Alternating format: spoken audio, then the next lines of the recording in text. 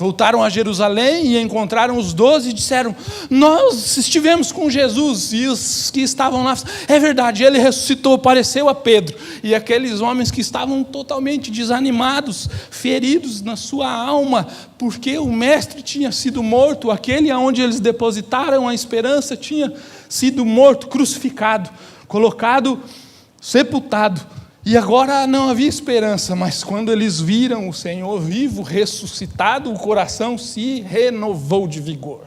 Essa é a esperança que o Senhor quer que nos renove as mentes e as forças todos os dias. O Cristo ressuscitado.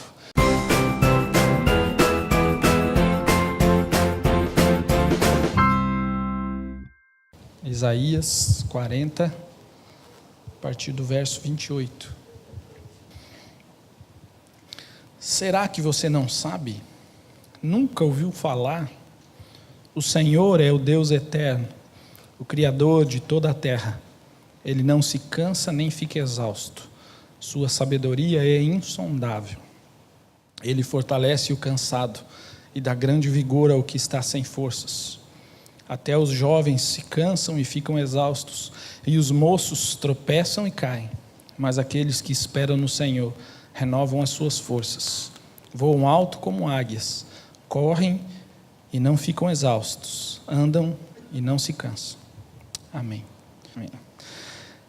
Esse texto tão conhecido, né, irmãos, do profeta Isaías, chamado o profeta mais evangelista do Antigo Testamento, Isaías, porque é o que talvez tenha enxergado, ou pelo menos o que tenha relatado de maneira mais detalhada, tudo aquilo que a obra de Cristo ia manifestar. Isaías, tantos anos antes, retrata isso de uma maneira tão detalhada, tão tremenda, como nenhum outro profeta fez com tantos detalhes. Por isso eu digo que Isaías é esse profeta que traz a glória do servo sofredor de uma maneira tão profunda. Mas esse texto fala daqueles que esperam no Senhor, que renovam as forças e voam alto como águias, que correm e não se cansam, né? Não ficam exaustos, e andam e não se cansam. E muitas vezes já vi essa palavra ser aplicada isoladamente como algo motivacional, algo que nos motiva a correr, a ir em frente, a seguir, porque o Senhor vai nos colocar em lugares altos nesse mundo e vai nos fazer pessoas de renome ou de fama, sei lá aquilo que nós esperamos nesse mundo, então Deus vai dar, porque eu espero, preciso renovar as forças. Mas será que é isso que o texto está ensinando? O que significa, de fato, esperar no Senhor, como diz o texto aí? O que significa esperar? É óbvio que o texto está falando de uma renovação, de um vigor sobrenatural. Não é algo normal. Não é algo que nos motiva a continuar, mas é um vigor sobrenatural que nos leva a continuar, porque estamos esperando no Senhor. É um tempo, e vamos ver no decorrer do texto aí, é um tempo de preparação. Quando estamos esperando no Senhor, nós estamos sendo preparados pelo Senhor, por isso Ele renova as nossas forças, para algo que está por vir. Por isso, esperamos, aguardamos. Lá no hebraico você vai ver que esperar no Senhor, esse termo, é como se estivéssemos entrelaçados com o Senhor. Entrelaçados com o Senhor, com a convicção de que algo vai acontecer, de que algo virá. Por isso nós, ligados, profundamente arraigados, entrelaçados, esperamos. É isso que o texto quer dizer lá no hebraico. Mas o profeta está falando aqui com o povo. Logicamente, esse texto é um texto messiânico, graças a Deus. Mas também fala para o povo de uma situação que eles estavam vivendo ali, naquele tempo, naquele lugar. E o que eles estavam dizendo? E o esperar, e você vai ver lá no comecinho do capítulo 40, esperar no Senhor não é a espera como nós esperamos. Alguém gosta de esperar? Quem gosta de esperar? Na fila do banco. Não gosta? Na fila do caixa do supermercado. Na fila da Unimed. na fila do SUS, seja lá onde for, ninguém gosta de esperar alguém atrasado. Ninguém gosta de esperar, eu não suporto esperar. Mas esperar no Senhor não é um fardo. Não é um fardo, tudo bem, vamos esperar no Senhor, como um fardo pesado que eu carrego. Não, esperar no Senhor é um consolo. Traz consolo para a vida, traz consolo para a alma, e a renovação, o vigor vem justamente porque esperamos no Senhor. Estamos arraigados com Ele e esperamos. E por que nós podemos esperar? Porque é um consolo. Veja o verso 1 do capítulo 40 aí. Como esse texto é Deus, por meio do profeta, falando com o povo e consolando o povo. Verso 1. Consolem o meu povo, diz o Deus de vocês. Encorajem a Jerusalém e anunciem que ela já cumpriu o trabalho que foi imposto. Pagou por sua iniquidade e recebeu da mão do Senhor em dobro por todos os seus pecados. Porque é um consolo esperar, o texto diz que é um consolo, por quê? Porque o Senhor já aceitou o pagamento ou o trabalho feito pelo pecado daquele povo. Acabou o sofrimento, o pecado que os escravizava, literalmente, porque eles estavam na Babilônia, cativos por sua desobediência, por sua idolatria, por sua falta de fé, por não ouvir os profetas. Então eles tinham sido escravizados, levados cativos para a Babilônia. E o texto está falando que foi cumprido já o tempo do castigo deles. Então agora eles podiam ser consolados com essas palavras. Acabou o castigo. O Senhor já aceitou o trabalho que foi imposto a vocês. E obviamente, irmãos, nós podemos nos consolar no Senhor vendo o cumprimento espiritual dessa profecia em Cristo. Porque em Cristo o castigo que nos escravizava, o pecado, foi cumprido, foi pago, e o Senhor já aceitou aquilo que o Senhor, nosso Deus, Jesus, providenciou, Ele mesmo como oferta pelo pecado. O castigo que era nosso foi lançado sobre Ele. O castigo que nos traz a paz estava sobre Ele. Pelas suas pisaduras fomos sarados. Então o Senhor Deus aceitou, e Ele diz, sejam consolados por isso. Deus aceitou o que foi imposto como oferta pelo pecado. E agora nós não somos mais escravos, acabou o tempo da escravidão, somos livres. É isso que o profeta começa a falar no capítulo 40, para chegar lá no final dele, e falar a esse povo que espera no Senhor, que se agradou de esperar, pode ser consolado. Mas esperar também é um consolo, porque o Senhor preparou o caminho para a revelação da sua glória. Veja aí o verso 3. Uma voz clama: no deserto preparem o caminho para o Senhor, façam no deserto um caminho reto para o nosso Deus. Todos os vales serão levantados, todos os montes e colinas serão aplanados, os terrenos acidentados se tornarão planos, as escarpas serão niveladas, a glória do Senhor será revelada, e juntos todos haverão, pois é o Senhor quem fala. É o Senhor quem fala. Por que somos consolados quando esperamos? Porque o Senhor diz que Ele mesmo providenciou aquele que prepara o caminho e aplanou o caminho. Aquilo que era por obstáculo foi aplanado pelo Senhor. E nós sabemos que esse texto se refere a João, o Batista, que prega no deserto arrependimento, preparando o caminho do Senhor e tirando aquilo que seriam os obstáculos, colocando no coração do povo a necessidade de olhar para si, de se arrepender do pecado. Mas o Senhor mesmo diz que Ele providenciou isso e que sua glória será revelada, e nós sabemos que ela foi revelada em Cristo, pois lá em João ele vai dizer que Ele veio, e então vimos a sua glória, a glória do unigênito do Pai. Vimos a sua glória. João, o apóstolo, diz, e a glória foi revelada, e foi o Senhor quem disse isso.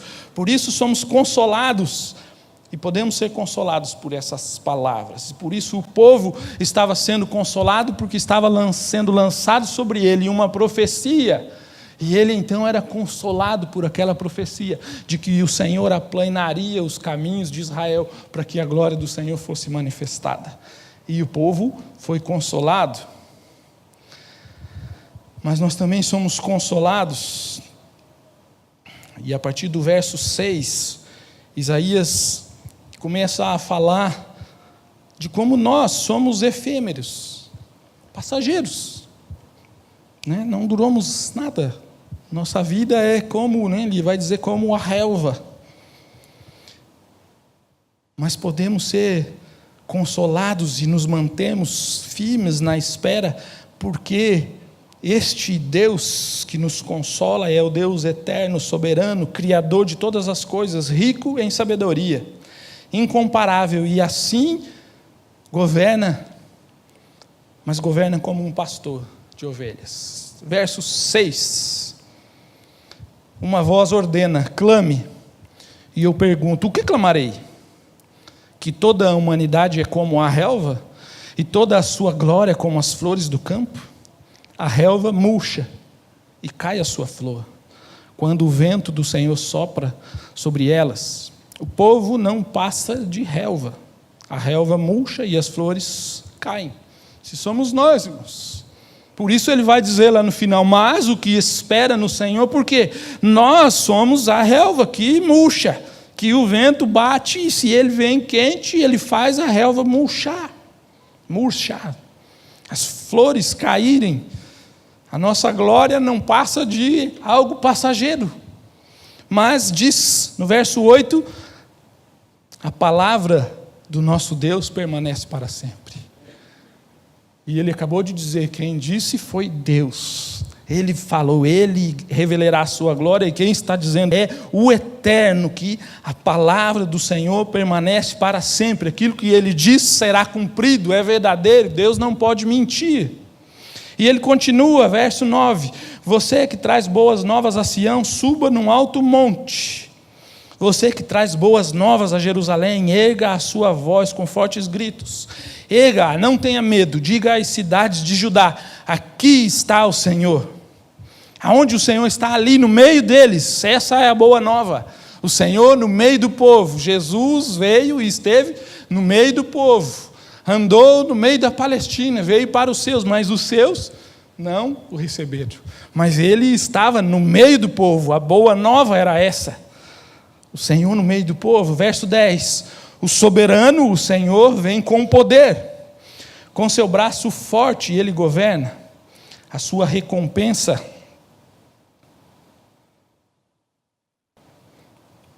deu tchutchu, como diz o... A sua recompensa com ele está, e seu galardão o acompanha.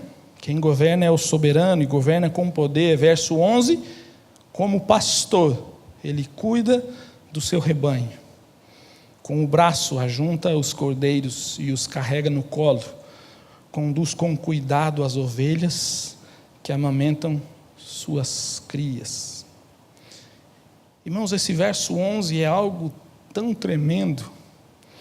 E nós temos perdido a capacidade de contemplação. Hoje, quando se prega a palavra de Deus, o que se espera, aquele que ouve, se espera a aplicação dela. E quer saber as coisas práticas. E está certo, a palavra de Deus move o nosso coração a viver de formas práticas no nosso dia a dia. Foi o que a gente viu hoje pela manhã. O milagre do dia a dia. Se nós ficarmos com conhecimento teórico, isso não nos fizer viver o dia a dia na santidade que o Senhor propõe, de nada serve o conhecimento, é só futilidade, como eu disse, é só filosofia, mas também perdemos a capacidade de contemplar a glória do Senhor, de observar quem é o Deus que nos ama. Nós só queremos que Deus nos ama, tá? E o que Ele faz? Ele te abençoa, Ele te dá. Quando você estiver mal, Ele vai cuidar de você. Quando Ele estiver chorando, Ele vai te dar, vai te fazer prosperar. Nós queremos saber as coisas práticas, mas esquecemos de olhar para a grandeza do Deus que nos busca, que cuida de nós, como o texto diz, como um pastor. E Ele acabou de dizer que Ele é eterno, soberano, cheio de poder, mas cuida do rebanho como um pastor. texto diz que ele ajunta os cordeiros, os carrega no colo, conduz com cuidado as ovelhas que amamentam suas crias.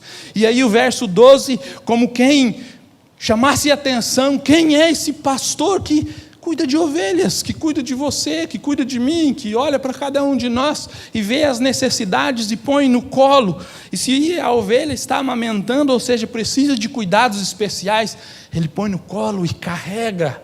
Esse é o Deus, mas que Deus é esse? O verso 11 diz, 12, quem mediu as águas na concha da mão, ou com o palmo definiu os limites dos céus? Quem jamais calculou o peso da terra, ou pesou os montes na balança e as colinas nos seus pratos? Quem definiu limites para o Espírito do Senhor, ou o instruiu como seu conselheiro? A quem o Senhor consultou que pudesse esclarecê-lo? E quem lhe ensinasse, e que lhe ensinasse a julgar com justiça? Quem lhe ensinou o conhecimento, ou lhe apontou o caminho da sabedoria? Na verdade, as nações são como a gota que sobra do balde. Para ele são como o pó que resta na balança. Para ele as ilhas não passam de um grão de areia. E ele vai continuando. O texto é longo, mas vamos saltar lá para o verso 26. Ergam os olhos e olhem para as alturas. Quem criou tudo isso? Aquele que põe em marcha cada estrela do seu exército celestial, e a todas chama pelo nome. Tão grande é o seu poder e tão imensa a sua força, que nenhuma delas deixa de comparecer. Irmãos, mediu os céus com os palmos, o oceano todo, aquilo que nós olhamos de tão imenso, ele, como na concha da mão, pega. E obviamente isso é uma linguagem poética, porque isso não expressa a grandeza de Deus, porque Deus é muito maior do que isso tudo que o profeta disse. Diz quem criou tudo o que existe.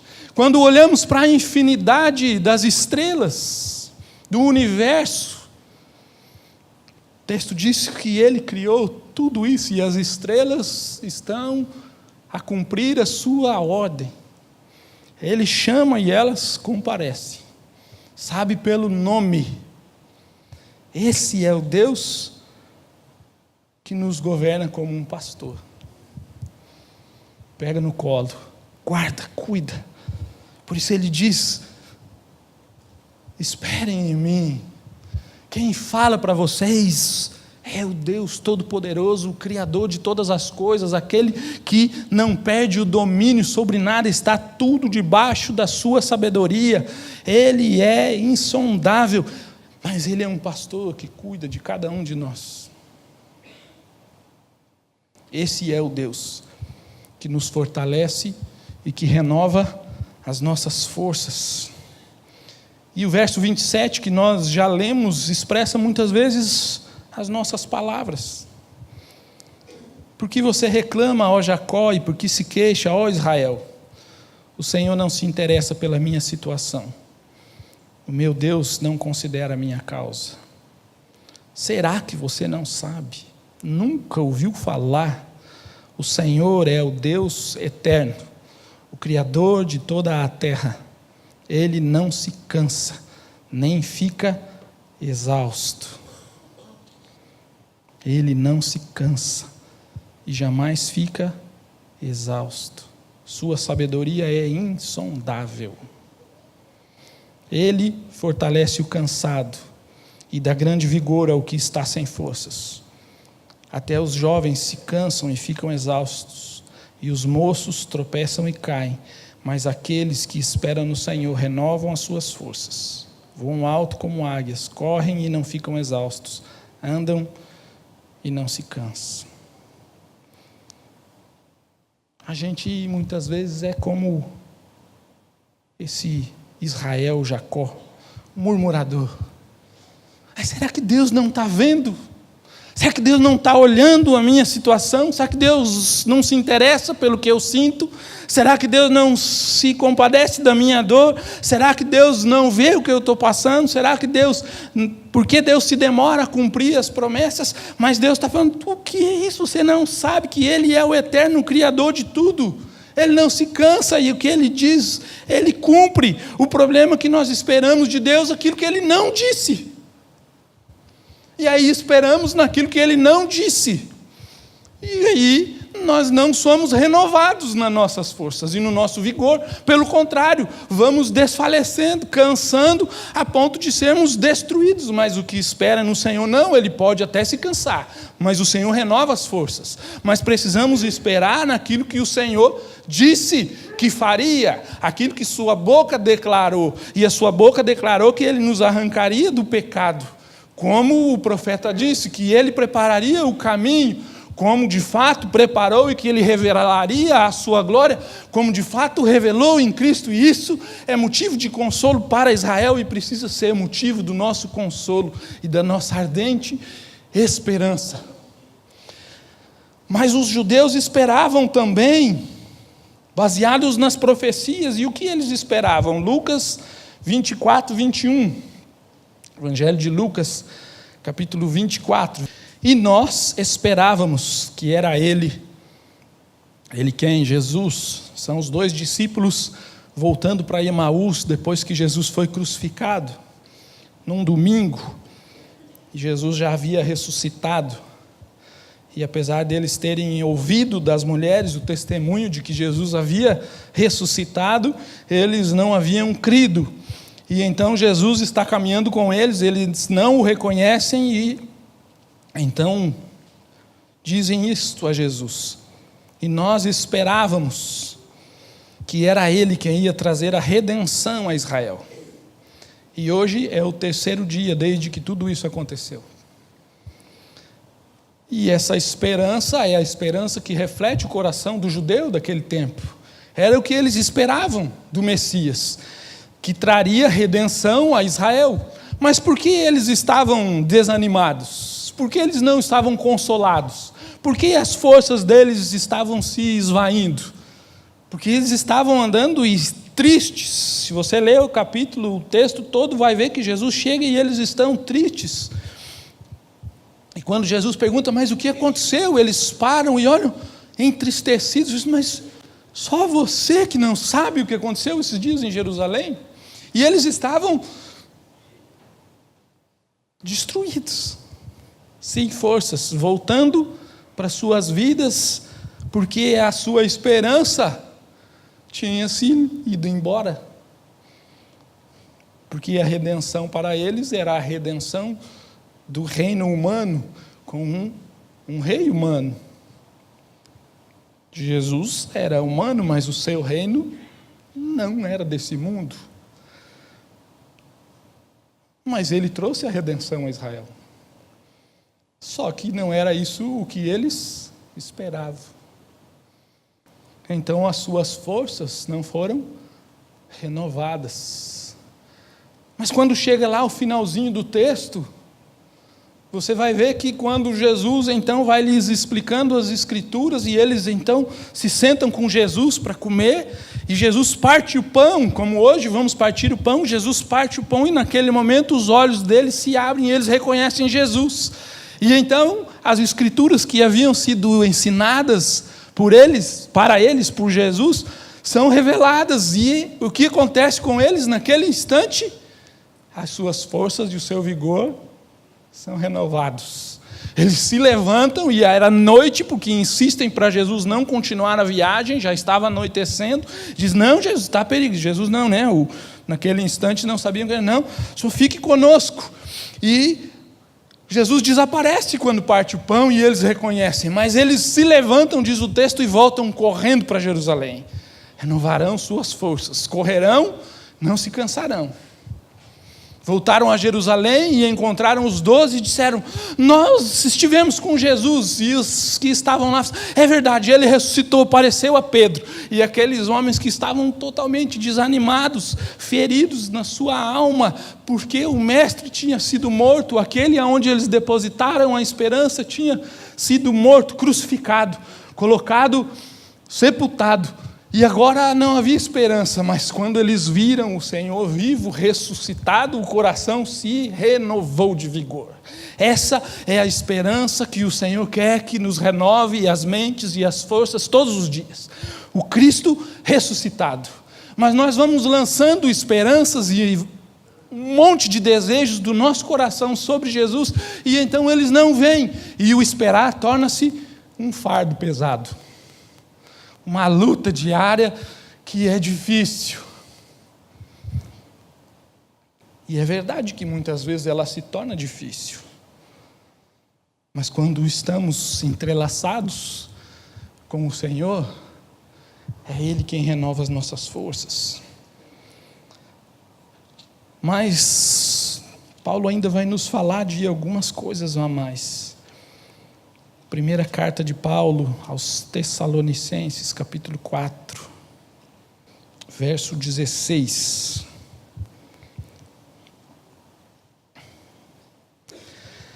Pois, dada a ordem, com a voz do arcanjo e o ressoar da trombeta de Deus, o próprio Senhor descerá dos céus, e os mortos em Cristo ressuscitarão primeiro. Depois nós, os que estivermos vivos, seremos arrebatados com Ele nas nuvens para o encontro com o Senhor nos ares. E assim estaremos com o Senhor para sempre. Consolem-se uns aos outros com estas palavras.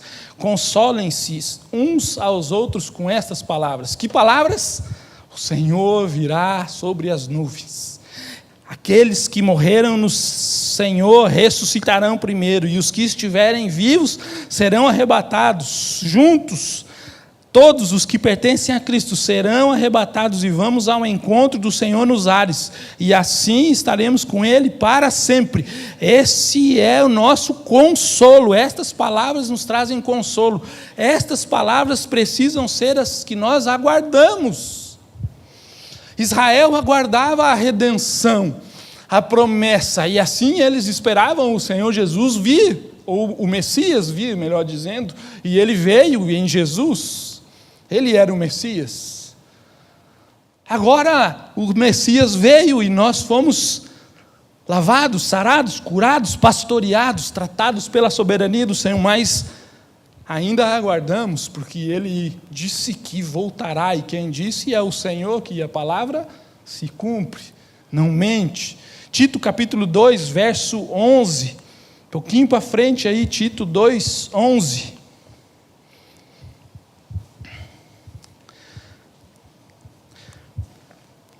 Diz: porque a graça de Deus se manifestou salvadora a todos os homens. Ela nos ensina a renunciar à impiedade e às paixões mundanas e a viver de maneira sensata, justa e piedosa nesta era presente, enquanto aguardamos a bendita esperança, a gloriosa manifestação do nosso grande Deus e Salvador Jesus Cristo.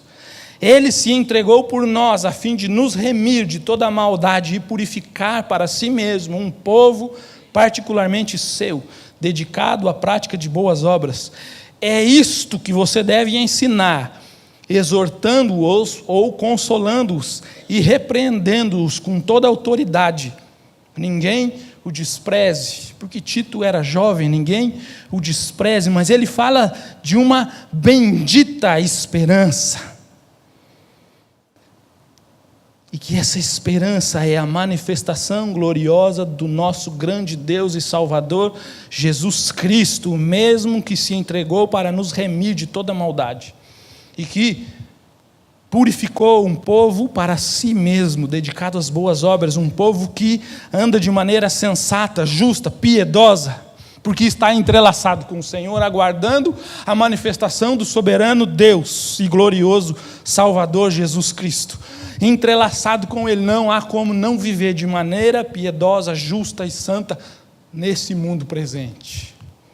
Nesse mundo presente. E Paulo é muito direto com Tito, é isto que você deve ensinar, é isso que exorta, é isso que repreende. Não se esqueça que o Senhor vai voltar, o mesmo que lá no passado o Isaías estava dizendo que governa e que criou todas as coisas e que o mundo todo criado é só uma faísquinha ou como uma gota restante no balde. O mesmo Senhor vai manifestar e vai vir buscar os seus. Mas quem são os seus? Aqueles que Ele mesmo preparou para si, santificados, que vivem piedosamente e que aguardam nessa bendita esperança.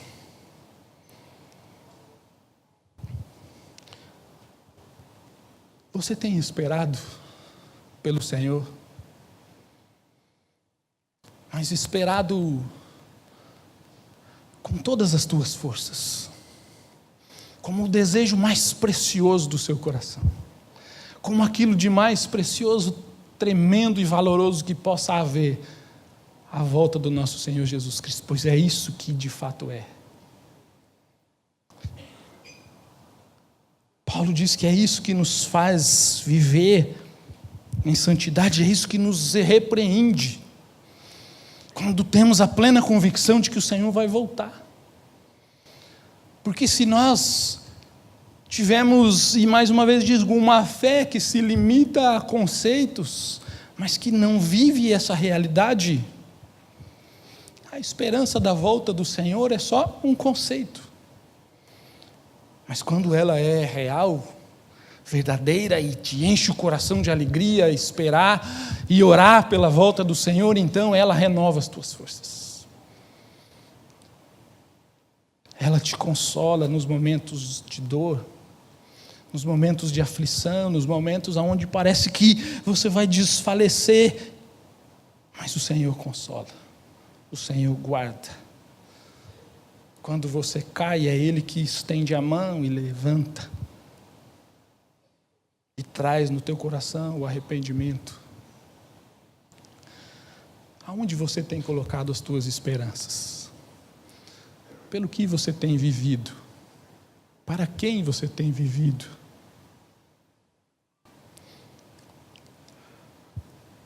Às vezes nós pensamos no pecado como ações, mas Jesus, quando começa a falar do pecado, e como temos estudado no Sermão do Monte, Ele começa a revelar o coração. E Ele mesmo diz que é do coração que procedem os homicídios, os roubos, as maldades, as brigas, os assassinatos, tudo procede do coração. Mas muitas vezes quando nós olhamos para as nossas ações e não vimos um homicida, não vimos um adúltero, não vimos um homem mau, mas nós nos esquecemos de olhar para o coração. Nós nos esquecemos de olhar para aquilo que Jesus ensina que devemos ser e viver. Nós esquecemos de olhar para a glória desse Deus que nos chamou e o trocamos por coisas tão pequenas, por sentimentos e desejos tão vazios, mas que ocupam o nosso coração. Por isso o Senhor diz, aquele que quiser ganhar a sua vida, vai perder. Mas aquele que perder por amor de mim, esse vai encontrá-la. Será que nós temos perdido a vida por amor de Jesus? Ou nós queremos ganhar a vida trazendo Jesus como um instrumento para ganhar a vida do jeito que nós queremos? E vamos construindo esperanças equivocadas. E não vivemos a realidade espiritual que o Senhor quer de nós. E por isso a igreja tem se tornado, nesses últimos dias, aquilo que ela se tornou, uma sombra da realidade. Uma mentira, um engano, como lemos hoje de manhã, Paulo falando aos Efésios, disse que não haja entre vós sequer menção de imoralidade sexual. Se há imoralidade sexual, hoje é dentro das igrejas. Mas a gente finge que não, com a gente não, porque você não olha para o seu coração. Paulo diz que não tenham palavras torpes, gracejos imorais, mas que tudo que saia da boca seja algo que transmita graça. O que tem saído da sua boca? Transmite graça? Não, se não transmite, então você não está esperando no Senhor, porque o que espera no Senhor, a sua boca transmite graça, porque está entrelaçado com Cristo. E a vida de Cristo aparece. Por isso, muitas vezes, não somos consolados. Por fim, quando olhamos lá no Apocalipse, o Senhor nos falando das últimas coisas, e o Apocalipse é uma carta de consolo, revelação do Senhor Jesus Cristo, o Apocalipse. Veja aí no capítulo 1, verso 4. Apocalipse, capítulo 1.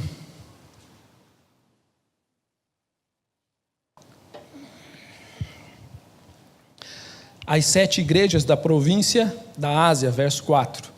A vocês graça e paz da parte daquele que era e que há de vir, dos 7 espíritos que estão diante do seu trono, e de Jesus Cristo, que é a testemunha fiel, o primogênito dentre os mortos, e é o soberano dos reis da terra.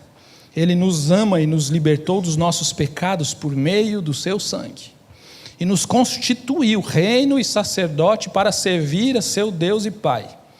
A Ele sejam glória e poder para todos sempre. Amém. Eis que Ele vem com as nuvens, e todo olho o verá, até mesmo aqueles que o transpassaram, e todos os povos da terra se lamentarão por causa dele. Assim será. Amém. Eu sou o Alfa e o Ômega, diz o Senhor Deus, o que é e o que era e o que há de vir, o Todo-Poderoso. Verso 17, quando o vi, João dizendo, caí aos seus pés como morto.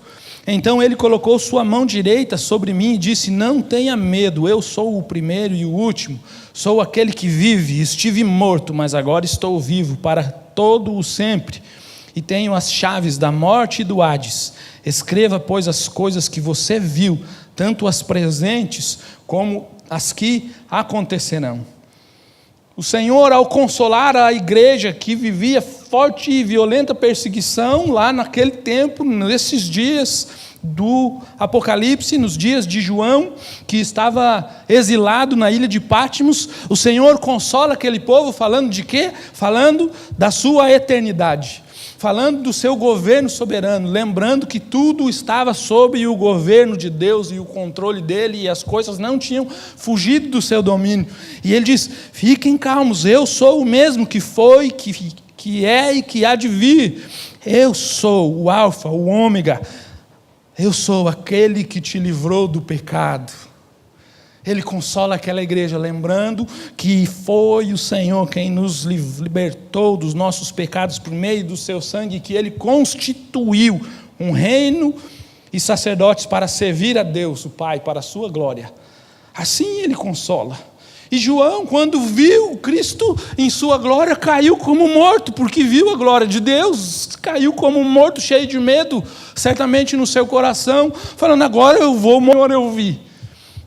Mas o pastor toca em João. Você consegue imaginar isso? O Senhor Todo-Poderoso, vestido de sua glória, que era como ele estava aqui, aparecendo para João. Ele acabou de descrever, que nós não lemos pela questão do tempo, mas ele acabou de descrever aquilo que ele viu, o Senhor Jesus, sobre os seus cabelos, os seus olhos, vestido de glória. Ele viu o Senhor vestido de toda a sua glória e caiu morto. Como morto, e o Senhor vestido de glória, para tocar em João. O texto não diz, mas como ele pode tocar alguém caído no chão com sua mão direita? Ele precisa se abaixar, tocar assim, João, sou eu, Jesus, irmão, teu amigo, teu mestre, levanta, João, não tenha medo, sou eu, esse é o nosso Deus, irmãos. É nisso que nós temos que depositar a esperança. Esse é o Deus que virá, o nosso Senhor Jesus, que estende a mão, aquele que está como morto e ainda cheio de glória, olha para João, um pecador, lavado no sangue de Cristo, como nós, mas ele se abaixa, toca em João e diz: levanta, João. E aí vem toda a revelação que o Apocalipse nos traz, e vai terminar o texto de Apocalipse como você sabe: Maranata, vem Senhor, vem Jesus. Assim termina as Escrituras. Como terminam as Escrituras? Com um clamor: vem Jesus, vem Jesus, nós aguardamos, vem. Para aquele que aguarda, essas palavras enchem o coração de vigor, de alegria, o Espírito inunda. Para quem não aguarda, é tudo meio estranho, é tudo muito emotivo, é tudo muito vazio, não traz renovo, não traz vigor, porque você não consegue enxergar essa esperança. Mas a minha oração nessa noite é que cada um de nós possa sair daqui consolado, renovado nas suas forças, no seu vigor, para continuarmos servindo o nosso Deus em cada um dos nossos passos, das nossas palavras, porque estamos ligados, entrelaçados, aguardando o Senhor, até que Ele venha, e Ele virá, porque não é homem para que possa mentir. E hoje, quando celebraremos a ceia do Senhor, a palavra de Deus diz que nós anunciamos o quê? A sua morte. Anunciamos a sua obra de cruz, o seu sangue derramado que nos purifica do pecado. Para que isso nos sirva de consolo, de exortação, de renovo. Por isso nós celebramos. Não é um ritual vazio. É para que lembremos, traga para a nossa memória aquilo que Ele fez. Mas o texto também diz que nós anunciamos a morte dEle até que Ele venha, porque é a esperança de que Ele vai voltar, que também inunda o nosso coração. Que nessa noite nós possamos celebrar a ceia do Senhor, com o coração cheio de esperança, consolado, renovado, porque tomou um cálice e comeu um pãozinho? Não, porque anunciou a morte do Senhor, porque aguarda a sua volta, e por isso celebra esse memorial.